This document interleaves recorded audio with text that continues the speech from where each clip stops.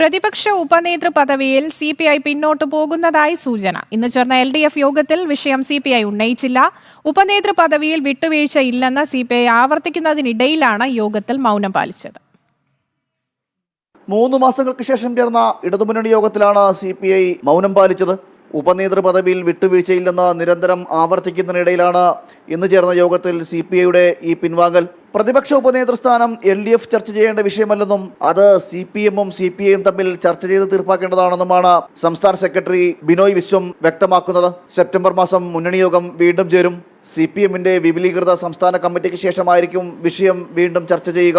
അതിനിടെ യോഗത്തിൽ CPI മൗനം പാലിച്ചത് ഈ വിഷയത്തിൽ നിന്നും പിന്നോട്ട് പോകുന്നതിന്റെ സൂചനയാണോ എന്ന വിവരങ്ങളും പുറത്തു വരുന്നുണ്ട്.